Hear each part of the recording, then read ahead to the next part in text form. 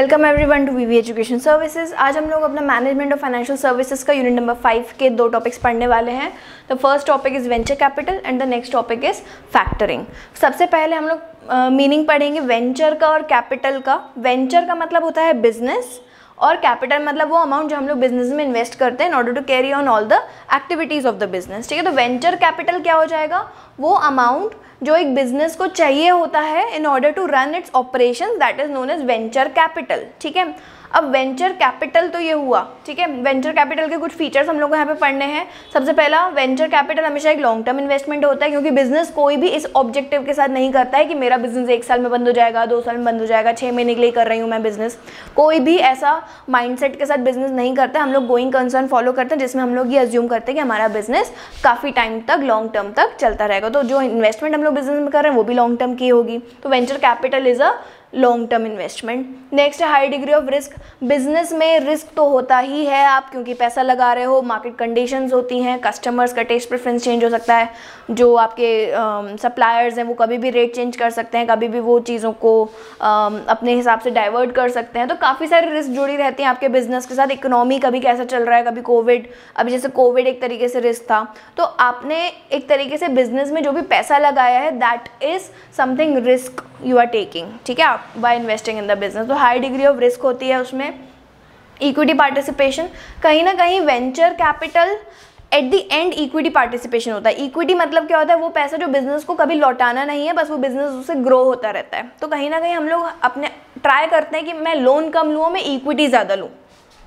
Equity वो वाला पैसा होता है जो आपको रिटर्न तब करना जब आपका बिजनेस बंद होगा, तब तक वो पैसा आपके पास ही है बिजनेस में, इन्वेस्टेड फॉर एवर, जब तक बिजनेस की लाइफ है। तो हर बिजनेस ट्राई करता है कि उसके पास इक्विटी ज़्यादा हो और डेट कम हो। ठीक है, तो ये फीचर्स हो गए हमारे वेंचर कैपिटल के। अब यहीं से एक टर्म आया वेंचर कैपिटलिस्ट। वेंचर कैपिटलिस्ट कौन होगा? वो बंदा या वो इंस्टीट्यूशन जो वेंचर्स को रन करने के लिए पैसे प्रोवाइड करते हैं। ठीक है, जैसे आप लोगों ने शार्क टैंक देखा होगा, तो शार्क टैंक में जो लोग इन्वेस्ट कर रहे थे वो सारे वेंचर कैपिटलिस्ट हैं, क्योंकि दे हैड मनी और they were investing in the ventures, businesses में इन्वेस्ट कर रहे थे वो। तो वेंचर कैपिटलिस्ट वो लोग होते हैं जो किसी लोग या इंस्टीट्यूशंस होते हैं जो किसी भी एक बिजनेस में अपना पैसा इन्वेस्ट करते हैं, उसको एज अ लोन मतलब वो देते हैं। ठीक है, तो वेंचर कैपिटलिस्ट होते हैं। अब अगर एक वेंचर कैपिटलिस्ट को इन्वेस्ट करना है किसी बिजनेस में, उसके पास मोड्स कौन कौन से होते हैं? ठीक है, एक होता है आप उसकी इक्विटी ले लो। जैसे शार्क टैंक में आप देखते होंगे, तीनों तरीके आपको शार्क टैंक में दिखे होंगे। अगर कोई बहुत अच्छे से उस सीरियल को देखता है तो वो बहुत ही एक सीखने वाला सीखने वाली चीज़ है वहाँ पर। ये तीनों तरीके के फाइनेंसेस जो है वो लोग वहाँ पर करते हैं। सबसे पहला इक्विटी, आप बिजनेस में कैपिटल दोगे, ठीक है, आप इन्वेस्टमेंट करोगे और आप उसके बदले में कुछ कंपनी की इक्विटी ले लोगे, 2%, 4%, डिपेंड्स ऑन द बिजनेस का नेटवर्थ। ठीक है, नेक्स्ट है कंडीशनल लोन। आप इक्विटी नहीं, आप लोन दे रहे हो। ठीक है, लोन में क्या होता है? आपको इंटरेस्ट कंपलसरी मिलेगा ही। ठीक है, तो लोन एक तरीके से from the provider point of view, मतलब from the capitalist venture capitalist point of view वो बहुत ही सेफ चीज़ है, क्योंकि उस पर आपको रिटर्न मिलेगा और इंस्टॉलमेंट भी आप जल्दी जल्दी कलेक्ट करते जाओगे। ठीक है, तो बहुत कम टाइम में आपका पैसा जो आपको रिटर्न भी मिल जाएगा with a good amount of interest. अब लेकिन वो जो लोन है वो कंडीशनल लोन है। कंडीशनल लोन मतलब क्या कि आप जो है आगे इसके बाद लोन नहीं लोगे, या आप अपने बिजनेस में जो आपकी पार्टनरशिप, आपका जो स्प्लिट है, इक्विटी स्प्लिट है, वो आप चेंज कर दोगे। तो कहीं ना कहीं अगर आप किसी बिजनेस में इन्वेस्ट कर रहे हो, लेकिन आप इन्वेस्ट कर रहे हो किसके साथ? टर्म्स एंड कंडीशंस के साथ, उसको हम लोग बोलते हैं कंडीशनल लोन।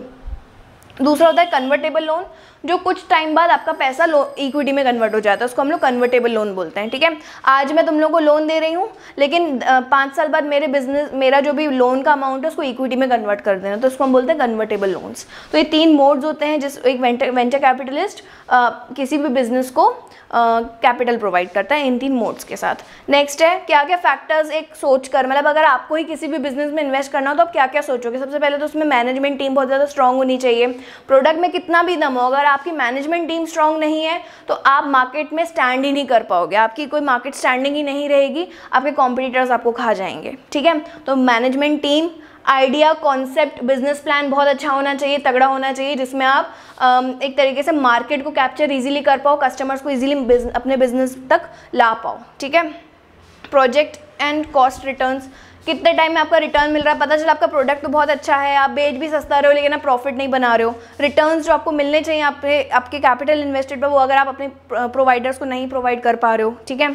तो प्रोजेक्ट एंड कॉस्ट रिटर्न्स भी देखा जाता है। लास्ट टेक्नोलॉजी देखी जाती है कि आपके बिजनेस में टेक्नोलॉजिकल ग्रोथ कैसे है, क्योंकि आजकल कितना भी कोई भी बिजनेस देख लो टेक्नोलॉजी के बिना नहीं चल पाता है। तो टेक्नोलॉजी एक नया फैक्टर बन गई है, ये देखकर मतलब उसको देखकर ही लोग इन्वेस्ट करते हैं। तो अगर मैं एक वेंचर कैपिटलिस्ट हूँ तो मैं ये कुछ फैक्टर्स देखूंगी, उसके बाद ही किसी बिजनेस में इन्वेस्ट करूंगी। Moving on to next topic, factoring. Factoring का मतलब क्या होता है कि आप गुड्स जो है उधार पर सेल कर रहे हो, परचेज कर रहे हो, ठीक है। तो यहाँ पर हम लोग पार्टीज जो है यहाँ पे दो होती हैं, बायर्स और सेलर, लेकिन यहाँ पर एक तीसरी पार्टी भी आ जाती है, फैक्टर। अब यहाँ पर क्या फैक्टर क्या होगा, यहाँ पर ये एक होता है जो गुड्स खरीदता है, एक होता है जो गुड्स बेचता है। अब इन दोनों को मिलवाने का जो काम है वो कौन करता है, ये फैक्टर करता है, लेकिन यहाँ पे उधारी पर डील होती है। फॉर एग्जाम्पल अगर बायर ने 100 रुपये में गुड्स खरीदे हैं, ठीक है, और सेलर ने गुड्स को जो है 120 में बेचा है, ठीक है। अब बीच में ये मिडिल मैन है, जो 20 रुपये रहेंगे ये इस फैक्टर के रहेंगे, कमीशन एक तरीके से। तो आप इन दोनों को मिलवा रहे हो और बीच में आप अपने कुछ सर्विस चार्जेस ले रहे हो, तो आप फैक्टर हो, ठीक है। उधार पर डीलिंग ये दोनों कर रहे हैं लेकिन आप बीच में मिडिल मैन हो, तो इसको हम फैक्टर बोलेंगे। अब फैक्टर्स कितने टाइप के होते हैं, पहला होता है रिकोर्स एंड नॉन रिकोर्स।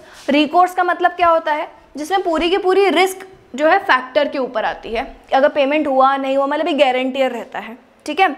और जो नॉन रिकोर्स होता है उसमें पूरी की पूरी रिस्क बायर की होती है।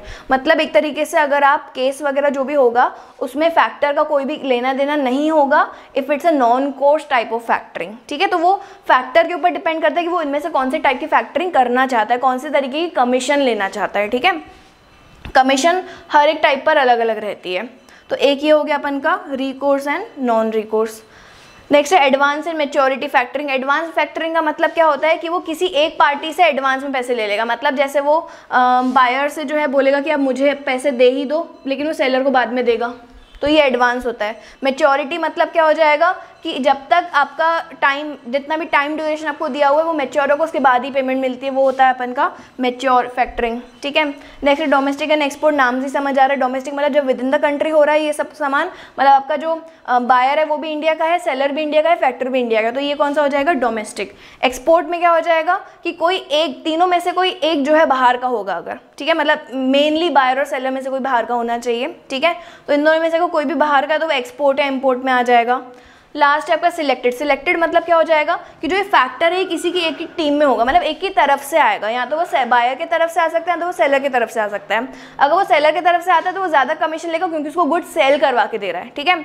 तो हमेशा जो सिलेक्टेड फैक्टरिंग रहती है वो या तो from the point of view of buyer होती है, तो वो from the point of view of seller होती है, ठीक है। तो ये आपके टाइप्स हो गए फैक्टरिंग के। These two topics are over. I hope things are clear. Thank you for watching the video.